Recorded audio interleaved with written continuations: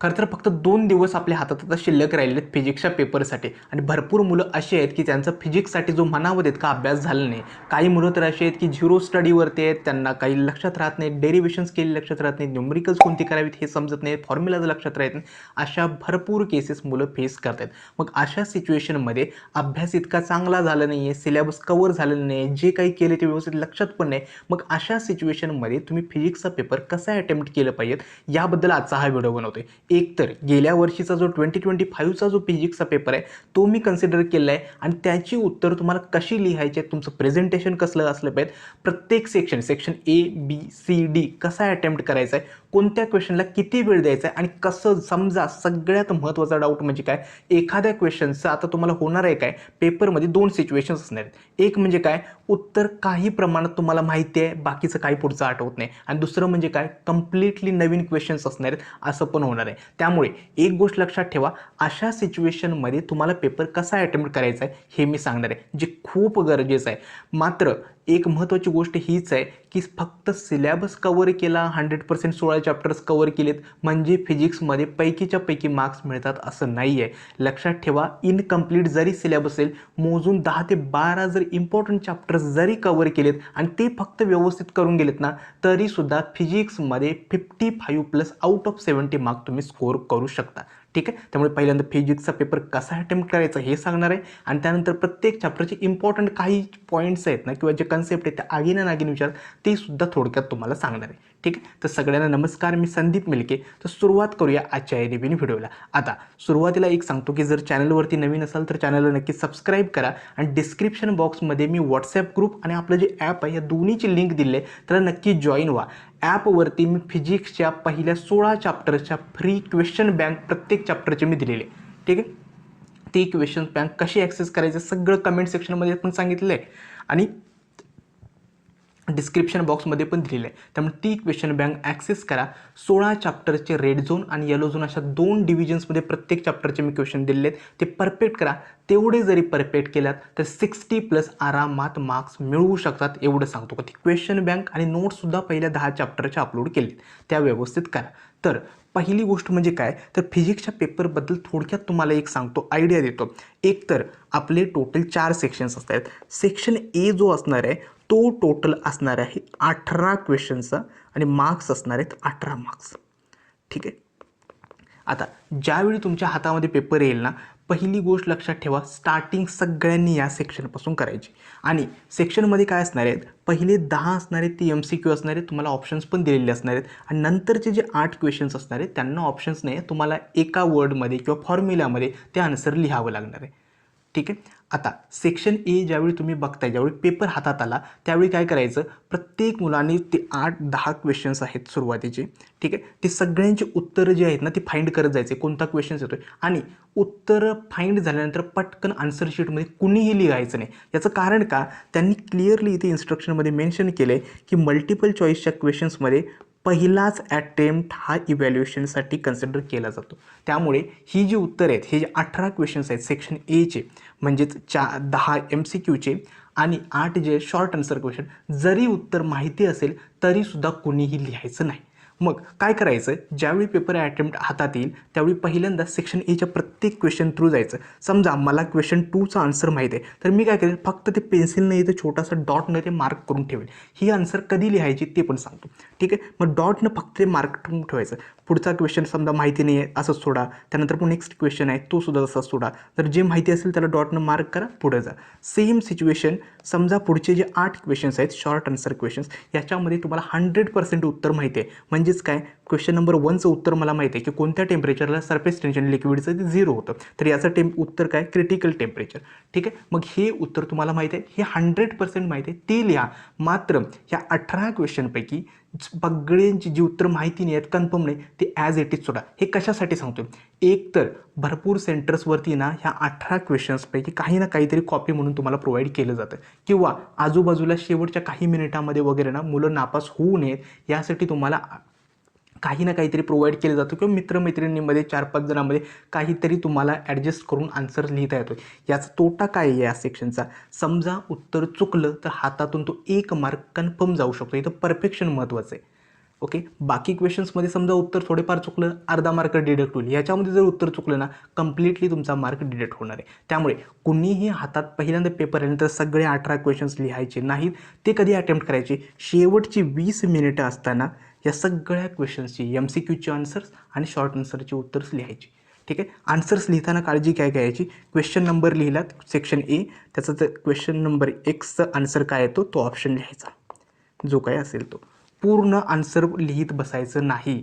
हे MCQसाठी. मात्र question number 2साठी आहे पूर्ण आन्सर लिहायचं, की क्वेश्चन नंबर 2 मार्क करायचं, पहिला क्वेश्चन्स आणि at what temperature, so at critical temperature the surface tension of a liquid become 0, असं कंप्लीट आन्सर लिहायचं. आय होप तुम्हाला सेक्शन ए जो आहे तो समजला असेल. सेक्शन ए इम्पॉर्टंट आहे, 18 मार्क्स देऊन जातो आणि जास्त तुम्हाला काही अडचण येणार नाही. फक्त हे जे क्वेश्चन्स आहेत ते CET लेवलचे आहेत आणि चॅप्टरमधून कोणता क्वेश्चन विचारतील हे सांगता येत नाही. त्यामुळे सांगतोय की हे क्वेश्चन्स एकदम शेवटच्या 20 ते 25 मिनिटांमध्येच त्याची उत्तर मार्क करू द्या. जरी येत असतील तरी मार्क करून ठेवा, मात्र लिहायचं कुणीही नाही. हे होतं पहिल्या सेक्शनमध्ये. आता नेक्स्ट सेक्शन जो असणार आहे सेक्शन BCD. लक्षात ठेवा, हे जे 3 सेक्शन आपले आहेत हे सगळ्यात जास्त स्कोरिंग आहेत. म्हणजेच तुमचा जो 70 पैकी जास्त स्कोर जर बूस्ट करणारे असतील ना, तर हे सेक्शन B, C आणि D आहेत. या सेक्शनबद्दल एक सांगतो, एक म्हणजे आपल्याला ऑप्शन्स मिळणार आहेत. म्हणजेच काय, सेक्शनमध्ये B बघाल तर शॉर्ट आन्सर क्वेश्चन्स आहेत. 8 क्वेश्चन्स अटेम्प्ट करायचे आहेत आउट ऑफ 12, म्हणजे 4 तुम्हाला जरी नाही येत असेल तरीसुद्धा चालतील आणि प्रत्येक क्वेश्चनला 2 मार्क्स आहेत, म्हणजे 16 मार्क्स इथं तुम्हाला कवर होतात. सेम सेक्शन C सुद्धा असणार आहे. सेक्शन Cमध्ये 8 क्वेश्चन्स अटेम्प्ट करायचे आहेत आउट ऑफ 12 आणि 3 मार्क्स प्रत्येक क्वेश्चनला असणार आहेत. सगळ्यात जास्त टाईम कन्झ्युमिंग सेक्शन हा सेक्शन C असणार आहेत, कारण का तुम्हाला थोडंफार जास्त तिथे लिहावं लागणार आहे. कॅल्क्युलेशनचं पार्टसुद्धा जास्त असणार आहे. आणि सेक्शन D असणार आहे, याचे तुम्हाला 3 क्वेश्चन्स अटेम्प्ट करायचे आहेत आणि तुम्हाला फक्त म्हणजे प्रत्येक क्वेश्चनला जो आहे तो 4 मार्क्स दिलेले आहेत. आय होप तुम्हाला सेक्शन B, C आणि D समजलं असेल. हा इम्पॉर्टंट काय सांगतो, समजा मला सेक्शन C मधले मी क्वेश्चन सॉल्व करतोय आणि माझ्याकडे टोटल 12 क्वेश्चन्स आहेत. 12 पैकी मला किती अटेम्प्ट करायचे आहेत, 8 अटेम्प्ट करायचे आहेत. ठीक आहे. मग 8 क्वेश्चन्स ज्यावेळी तुम्ही अटेम्प्ट करताय त्याला थोडंफार काही नाही आलं, फॉर्म्युला नाही आठवला किंवा काही स्टेप्स चुकल्या तरीसुद्धा तुमचे कंप्लीट मार्क जाणार नाही आहेत. ठीक आहे. 3 मार्क्सपैकी तुम्हाला ॲटलिस्ट 1.5 किंवा 2 मार्क्स जरी तुम्हाला ते एक्झाम चेकर असतात ते नक्की पेपर चेकर तुम्हाला देऊनच जातात, जर व्यवस्थित केलं असेल तर. त्यामुळे हे जे मार्क्स असतात ते हातचे घालवायचे नाही. ठीक आहे. आता येऊया सेक्शन BCD कसा अटेम्प्ट करायचं आहे. आता हे जे पहिला सेक्शन आहे याचे जे आन्सर्स बघाल तर हे गेल्या वर्षीच आहेत, मी थोडी मार्क करून ठेवलेत की हा थर्मोडायनॅमिक्सचा क्वेश्चन आहे की ट्रू सिस्टम 0ला इम्पॉर्टंट आहे. ठीक आहे. बर्नॉलिस थेरममध्ये कोणतं काय कॉन्स्टंट असते, तर एनर्जी कॉन्स्टंट असते. ठीक आहे. तर कोणतं मटेरियल आहे ते डायथर्मेनियस सबस्टन्समध्ये येतं. लक्षात ठेवा, हे सगळ्यात इम्पॉर्टंट आहे. ॲथर्मेनियस आणि डायथर्मेनियस सबस्टन्सची एक्झाम्पल्स आहेत ती लक्षात ठेवा, कारण का CET असेल बोर्डसाठी याच्या एक्झाम्पल्सवरती क्वेश्चन्स येतात. ठीक आहे. त्यानंतर इलेक्ट्रोस्टॅटिक्समधला क्वेश्चन आहे की कोणत्या डिस्टन्स R वरती कशाची प्रपोर्शनल असतं, रेडियस 1/r असतं. ठीक आहे. त्यानंतर पुढचा जो आहे तो हे सगळे क्वेश्चन्स मी मार्क करून ठेवले. ठीक आहे. फक्त सांगण्याचा उद्देश हाच आहे की तुम्हाला पेपर कसा अटेम्प्ट करायचा, भलेही उत्तर काही नाही येऊ. ठीक आहे. नेक्स्ट जे आहे हे आहे अँड गेट आन्सर येतं. ठीक आहे. आता पॉवर रेटिंग दिलेलं आहे सिलिंग फॅनची आणि टॉर्क दिलेला आहे, तर पॉवर काढायचा फॉर्म्युला माहीत पाहिजे की टॉर्क इंटू अँग्युलर व्हेलॉसिटी असते. ठीक आहे. त्यानंतर पुढला स्ट्रिंगची लेंथ दिलेली आहे आणि त्याचे 2 लूप्स फॉर्म झालेत. लक्षात ठेवा 2 लूप्स म्हणजे अशा. ठीक आहे. हे टोटल डिस्टन्स असतं लॅम्बडा. ओके. मग हे डिस्टन्स असतं λ/2. ठीक आहे. 2 लूप्स आहेत, त्या 2 लांबी काय येते 2 × λ/2. ठीक आहे. 2 लूप्स दिलेले आहेत आणि 2 ॲडजेसंट नोड आणि अँटी नोडचं डिस्टन्स काय असतं λ/4. ठीक आहे. मग लॅम्बडाची व्हॅल्यू पुट करा आणि तिथं एक आन्सर येईल. अगेन ट्रान्सफॉर्मरचा रेशो दिलेला आहे. ठीक आहे. आणि हे असणार आहेत शॉर्ट आन्सर क्वेश्चन्स. हे क्वेश्चन्समध्ये शेवटी अटेम्प्ट करा, एवढं लक्षात ठेवा, कारण का कुठे ना कुठेतरी थोडीफार कॉपी वगैरे काहीतरी ते प्रोव्हाइड करतीलच. एक्झामिनर असेल किंवा एक्झाम हॉलमध्ये वगैरे काहीतरी मिळालं ना तर तेवढं तुम्हाला बरं होईल. आणखीन डिपेंड राहू नका की काहीतरी देतीलच म्हणून. समजा काही नाही मिळालं तर शेवटी ते क्वेश्चन्स काही जे माहिती असेल आजूबाजूला बघून किंवा कसंही असेल ते क्वेश्चन्स व्यवस्थित अटेम्प्ट करा. ठीक आहे. गेले तर मार्क्स काही हरकत नाही, पुढच्या सेक्शनमध्ये कवर करते. आता येतो सेक्शन नंबर B. ठीक आहे. याच्यातले 8 क्वेश्चन्स अटेम्प्ट करायचे आहेत 12 पैकी. प्रत्येक क्वेश्चनला जो आहे ते 2 मार्क्स आहेत. आता हे सेक्शन क्वेश्चन्स कसे अटेम्प्ट करायचे, क्वेश्चन्स जर बघाल तर तुम्हाला 4 क्वेश्चन्स भलेही नाही आली तरी चालेल. पहिल्यांदा काय करायचं, सेक्शन BCD कुठलाही सेक्शन अटेम्प्ट करता पहिल्यांदा सेक्शन B प्रत्येक सेशनचे सगळे क्वेश्चन्स 12च्या 12 वाचून काढायचे. ठीक आहे. क्वेश्चन वाचल्यानंतर काय येतं, आपल्या डोळ्यात पटकन क्लिक होतं की मला हा क्वेश्चन्स येतो, केवढा येतो. म्हणजे जर सपोज मी क्वेश्चन्स काय केला तर Newton's viscosity derive an expression for coefficient of viscosity. आता मला न्यूटन्सचा फॉर्म्युला थोडाफार आठवतोय, ठीक आहे, समजतं की मला एवढं आठवतं आहे, काहीतरी समजतं आहे. मग अशा सिच्युएशनमध्ये काय करायचं, आपल्याला समजतं की हा क्वेश्चन्स मला येऊ शकतो, पटकन त्याला डॉट करून घ्यायचं आणि मार्क करायचं. ठीक आहे. अगेन नेक्स्ट क्वेश्चन जायचं. नेक्स्ट क्वेश्चन कशासाठी विचारलं याच्याबद्दल आठवते का, जर आठवत असेल तर डॉट करायचं, जर नाही आठवत असेल तर पुढं जायचं. ठीक आहे. जे क्वेश्चन्स येतात त्यांना पहिल्यांदा मार्क करून घ्यायचं. आता या सेक्शनमध्ये लक्षात ठेवा, तुम्हाला न्यूमरिकल्स येणार आहेत. न्यूमरिकल्स अटेम्प्ट करायचे आहेत का, ज्यावेळी तुम्ही क्वेश्चन्स वाचतात न्यूमरिकल वाचल्यानंतर पहिल्यांदा काय क्वेश्चन लक्षात ठेवा, दिलेल्या गोष्टी काय काय ते पहिल्यांदा रपोवर्कवरती लिहून घ्यायचं. दिलेल्या कन्सेप्ट तुम्हाला म्हणजे दिलेल्या ज्या गोष्टी आहेत गिवन, ठीक आहे, ते लिहिल्यानंतर फॉर्म्युला आठवतोय का, सगळ्यात महत्त्वाची गोष्ट आहे. एक म्हणजे काय, तुम्हाला फॉर्म्युला आठवतोय का. दुसरी गोष्ट, फॉर्म्युला जर असेल तर त्याचं कॅल्क्युलेशन इझी आहे की अवघड आहे, हे सगळ्यात गरजेचं आहे. कारण का भरपूर मुलं काय करतात, न्यूमरिकलचा फॉर्म्युला आठवतोय म्हणून सोडवायला जातं, परंतु कॅल्क्युलेशन जमत नाही आणि जरी जमलं तर टाईम कन्झ्युमिंग होतं. मग अशा सिच्युएशनमध्ये जर फॉर्म्युला आठवत नसेल तर ते गणित सोडूनच टाका. कारण का न्यूमरिकल्समध्ये काय होतं, फॉर्म्युलेला 1 मार्क आणि तुमच्या स्टेप्स प्लस आन्सरला प्रत्येकी एक मार्क, म्हणजे हाफ प्लस हाफ, असे टोटल तुम्हाला 2 मार्क्स त्या न्यूमरिकलसाठी असतात. जर फॉर्म्युला आठवत नसेल तर न्यूमरिकल्स सोडवू नका, डायरेक्टली थेरॉटिकल क्वेश्चन्सवरती जा. ठीक आहे. फॉर्म्युला आठवला तर विचार करा की मला त्या स्टेप्स येत आहेत का, आणि कॅल्क्युलेशन जास्त वेळ करेल नाही. कारण का भरपूर मुलं मी अशी बघितलेत 10 ते 15 मिनिटं फक्त एका न्यूमरिकलवरती वेस्ट करतात आणि नंतर पुढचा जो पेपर आहे सेक्शन सी आणि डी तो सोडवायचा राहतो. हे कुणालाही करायचं नाही आहे. ठीक आहे. त्यामुळे सगळ्यात काळजी हीच घ्यायची आहे की न्यूमरिकल सॉल्व करताना फॉर्म्युला आठवला तर स्टेप्स आठवत आहेत का किंवा आन्सर येईल का, एवढं ॲनालाइज करा. सेम तुम्हाला जर वाटलं की न्यूमरिकल सॉल्व होत नाहीत तर काय करा, न्यूमरिकल्स ती करू नका, डायरेक्टली आपले जे थेअरीचे क्वेश्चन्स आहेत त्याच्यावरती फोकस करा. ठीक आहे. थेअरीच्या क्वेश्चनमध्ये काय असतो, समजा एखाद्या विद्यार्थ्याला 2 सिच्युएशन्स असणार आहे, कुठलाही क्वेश्चन्स असू दे, 2 सिच्युएशन, एक तर तुम्हाला आन्सर परफेक्टली येतं, ठीक आहे, किंवा ते आन्सर पार्शियली येतं. ठीक आहे. आता आन्सर परफेक्टली येतं, साहजिकच तुम्ही ते व्यवस्थित लिहू शकाल. जर पार्शियल येत असेल, पहिल्यांदा काळजी काय करायचं, जेवढं काही डोक्यात आठवते त्या क्वेश्चन रिलेटेड सगळ्याच्या सगळं उत्तर लिहून टाकायचं. ठीक आहे. आणि ते पॉईंट्स फक्त कनेक्ट करायचं. म्हणजेच काय, मला बँकिंग ऑफ रोड मला माहिती आहे, तर बँकिंग ऑफ रोडचं मला काय आठवतं आहे, एक म्हणजे मला डायग्राम आठवते. ठीक आहे. आणि काय, फायनल फॉर्म्युला आठवते, tan θ = v²/rg. आता मला इतकं जर आठवत असेल तर काय करायचं, बाकीचा मधला जो कंटेंट आहे, स्टेप्स कशा केलेत, काय केलं, काही ना काहीतरी तुम्ही करून त्या कॅल्क्युलेट करा. म्हणजेच काय, लिंक कनेक्ट करून. कारण का तुमचा एक्झामिनर किंवा पेपर चेकर असणार आहे, त्याची मेंटॅलिटी काय असते, आपण एक गोष्ट लक्षात ठेवा, जो पेपर चेकर असतो त्याला तुम्हाला जास्त त्रास द्यायचा नाही आणि त्याचा टाईम वेस्ट घालवायचा नाही. जर त्याला त्या पेपर चेक करताना खूपच वाटलं की हा विद्यार्थी जास्तच माझा टाईम कन्झ्युम करतोय, तो नक्कीच तुमचे मार्क्स कट करत जाणार आहे. मग तुम्ही काय करायचं, त्याच्यासाठी सिंपल करायचं. ठीक आहे. तो एवढंच बघणार आहे की डायग्राम व्यवस्थित आहेत का, स्टेप्स त्याला व्यवस्थित दिसत आहेत का, तो प्रत्येक स्टेप गो थ्रू जाणार नाही, ह्याने व्यवस्थित केलं आहे का वगैरे वगैरे, आणि फायनल स्टेपपर्यंत पोहोचला आहे. इतकं त्याला दिसलं तर मार्क्स तुम्हाला आरामात मिळून जातात. त्यामुळे जरी उत्तर अर्धं माहीत असेल ते पहिल्यांदा लिहून काढायचं आणि त्याच्या रिलेटेड जे काही आठवत नसेल तर बनवून लिहा, परंतु लिहा. ठीक आहे. एवढं लक्षात ठेवा. आय होप तुम्हाला समजलं असेल की उत्तर माहिती नसेल तर कसं लिहायचं.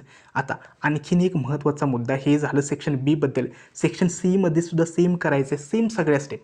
सेक्शन बघितला, सगळे क्वेश्चन्स एका पाठोपाठ वाचून काढायचं. क्वेश्चन वाचताना लगेच क्लिक होतं, क्वेश्चन येतो की नाही, जर येत असेल मार्क करा, पुढं जा. ठीक आहे. आता समजा क्वेश्चन्स तुम्हाला न्यूमरिकल दिसलं की न्यूमरिकल फॉर्म्युला आठवतोय का, स्टेप्स व्यवस्थित सॉल्व्ह होतील का, नसेल तर थेरॉटिकल क्वेश्चन्स पिक करा. ठीक आहे. आणखीन हे सगळं वाचून झाल्यानंतर काय करायचं, पटकन ते जे टिक मार्क केले ते क्वेश्चन एक एक करून सॉल्व्ह करायला जायचं. समजा मी काय केलं, उत्तरपत्रिकेमध्ये काळजी घ्या, मी क्वेश्चन नंबर 1 सॉल्व्ह केला, क्वेश्चन नंबर 2 सॉल्व्ह केला, क्वेश्चन नंबर 3 मला वाटतं की मी तो येतोय परंतु टाईम कन्झ्युमिंग आहे, तर काय करायचं, पेज त्याच्यासाठी सोडून ठेवायचं. तुम्हाला अंदाज येतो की मला 1 पेज लागेल का किंवा 2 पेज लागतील का, जेवढी पेजेस लागतील ते तिथे ब्लँक सोडा आणि पुढचा क्वेश्चन नंबर 4 सोडा. ठीक आहे. परत येऊन मागे जाऊन लिहितो असं काही करू नका, कारण का त्या स्टेपला तो एक्झाम चेकरसुद्धा गोंधळतो. एक भलेही ते उत्तर तुम्ही लिहू अगर नका लिहू किंवा ते रिकामं सोडा, काही हरकत नाही. मात्र जर क्वेश्चन येत असेल नंतर अटेम्प्ट करायचं असेल तर ब्लँक पेज सगळ्यांनी सोडायचं आहे. ठीक आहे, 2 गोल्डन रूल्स सांगणार आहे जे शेवटी मी सांगणार आहे, जे खूप महत्त्वाचे आहेत. ठीक आहे, त्यानंतर सेक्शन बी सुद्धा तसंच अटेम्प्ट करायचं, सी सुद्धा अटेम्प्ट करायचं आहे आणि डी सुद्धा सेम तसंच अटेम्प्ट करायचं आहे. डी लक्षात ठेवा, 3 क्वेश्चन्स आउट ऑफ 5 सॉल्व करायचे आहेत आणि प्रत्येकी 4 मार्क्स आहेत. महत्त्वाचं आहे. मग अशा सेक्शनमध्ये लक्षात ठेवा जिथं आपल्याला म्हणजे ऑप्शन्स आहेत आणि मार्क्स जास्त आहेत, मग सेक्शन बी असेल, सी असेल, डी. जर उत्तर माहिती नसेल काहीही लिहून या, जर उत्तर माहिती नसेल तर. ठीक आहे, ते मी पुढं तुम्हाला सांगणारच. हे होतं क्वेश्चन्स तुम्हाला कसे अटेम्प्ट करायचे त्याबद्दल. ठीक आहे, आता 2-3 तुम्हाला इम्पॉर्टंट गोष्टी सांगायच्या आहेत. ठीक आहे,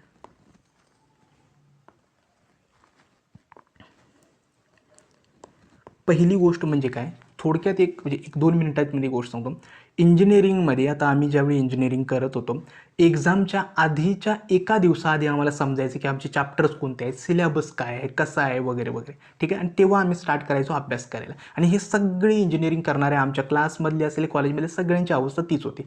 मग अशा सिच्युएशनला आम्ही एक पहिलं ठरवलं असायचं की जास्तीत जास्त सिलेबस कव्हर करणं आणि त्या कन्सेप्ट म्हणजे कुठलाही क्वेश्चन असू द्यात ना, त्याच्या रिलेटेड बेसिक आपल्याला आयडिया माहिती पाहिजे. ठीक आहे, बेसिक आयडिया म्हणजेच काय, आम्हाला टोटल 6 चॅप्टर्स असायचे. ठीक आहे, मग त्या 6 चॅप्टरची प्रत्येक काय करायचो आम्ही, गेल्या 3 वर्षाचे PYQs असतील ना, ते तेवढे परफेक्ट करून जायचो आणि त्याच्यामध्ये बऱ्यापैकी सगळं चॅप्टर कव्हर झालेलं असायचो त्या PYQमध्ये. एवढं केलं ना, म्हणजे प्रत्येक चॅप्टरचं थोडी माहिती असायची. म्हणजे समजा मी उदाहरणार्थ काय केलं, तर मी गॅल्व्हॅनोमीटर स्टडी करतोय, तर गॅल्व्हॅनोमीटरमधलं आम्हाला काय म्हणायचं, आम्ही काय करायचो, फक्त डायग्राम पाठ करून जायचो, कारण का तितका वेळच नसायचं की डीपली काय आहे, कशी आहे कन्सेप्ट वगैरे ते आम्हाला माहिती नसायचं. मग अशा सिच्युएशनमध्ये काय करायचं, प्रत्येक कन्सेप्टची ॲटलिस्ट थोडीफार माहिती आम्हाला असायची किंवा बेसिक आयडिया असायची की गॅल्व्हॅनोमीटर काय असतं, की काय मोजतं, कसं कन्वर्ट करतात, त्यानंतर काय असतो. ठीक आहे, डिफ्लेक्शन कसं होतं, डिफ्लेक्शन कशावरती डिपेंड राहतं वगैरे वगैरे. ठीक आहे, हे बेसिक माहिती असलं ना, बाकी उत्तर आपलं स्वतःहून बनवायचं आणि एक्झाममध्ये लिहायचं, हे आम्ही फॉलो करत आलो होतो. ठीक आहे, मग यासाठी काय तुम्हाला काय लागते, तर बेसिक आयडिया माहिती पाहिजे प्रत्येक चॅप्टरची, काय आहे कसं आहे वगैरे. ठीक आहे, आता एक्झाममध्ये रिअल सांगतो. पहिली गोष्ट लक्षात ठेवा, जास्तीत जास्त क्वेश्चन्स लिहून यायचे. ठीक आहे, पेपर कंप्लीट करायचा, हा पहिला रूल. आता कसा कव्हर करायचा आहे मी सांगितलं की त्या क्वेश्चन रिलेटेड जे काही आठवते, म्हणजे सांगतो, सेक्शन मी सीमध्ये आहे. सेक्शन सीमध्ये टोटल मला 8 क्वेश्चन्स आहेत. 12पैकी मला फक्त 4 आठवत आहेत, 4 क्वेश्चन्स मला आठवत नाहीत. त्या 4 क्वेश्चन्समध्ये मग ते आताच लक्षात ठेवा, मला 4 क्वेश्चन्स तर आठवले. ठीक आहे, आणि उरले किती, तर टोटल 8 म्हणजे 4 क्वेश्चन्स उरले आउट ऑफ 8. यामधले 8पैकी 4 क्वेश्चन्स असे कुठले तरी असतील ना, ज्याच्याबद्दल तुम्हाला काहीतरी माहिती असेल, फॉर्म्युला माहिती असेल, त्याचं डेरिव्हेशन माहिती असेल, काहीतरी तुम्हाला थेरोटिकल कन्सेप्ट माहिती असेल, तर ते ॲज इट इज लिहून या, परंतु लिहून या. लक्षात ठेवा, ज्यावेळी एक्झामिनरला सुद्धा चेक करतो की खरंच हा विद्यार्थी काहीतरी ट्राय करतोय, ठीक, तो ॲटलिस्ट तुम्ही काहीतरी लिहून येत आहेत ना, तर 3 मार्क्सपैकी ॲटलिस्ट 1 मार्क तरी तुम्हाला हमखास देईल. आणि हे 1 मार्क, 1.5 मार्क, 2 मार्क ज्यावेळी तुम्ही जोडता, त्यावेळी तुमचा जो स्कोर आहे नक्की सांगतो 60+ आरामात येऊ शकतो. ठीक आहे, त्यामुळे रूल नंबर 1 की पेपर कंप्लीट करायचा. कुठलाही क्वेश्चन सोडायचा नाही, लवकर उठून येतो वगैरे पेपर देतो असं कुणीही करायचं नाही. बसून राहा एका ठिकाणी, जेवढं शक्य असेल तेवढं लिहून या.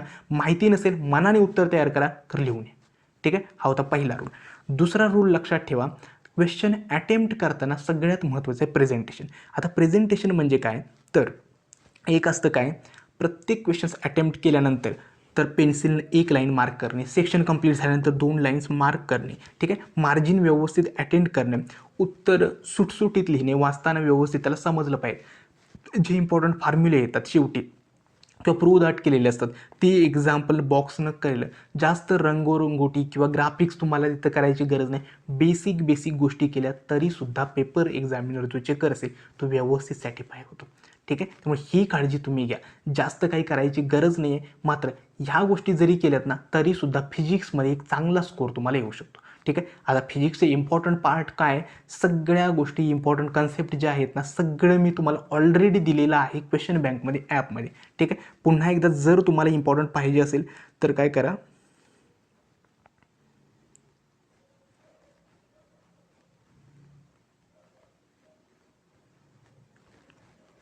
ठीक आहे. इम्पॉर्टंटसाठी तुम्ही स्क्रीनचे ना स्क्रीनशॉट घेऊ शकता. हे म्हणजे मी ऑलरेडी दिलेलं आहे क्वेश्चन बँकमध्ये. हे रोटेशनल डायनॅमिक्सचं आहे.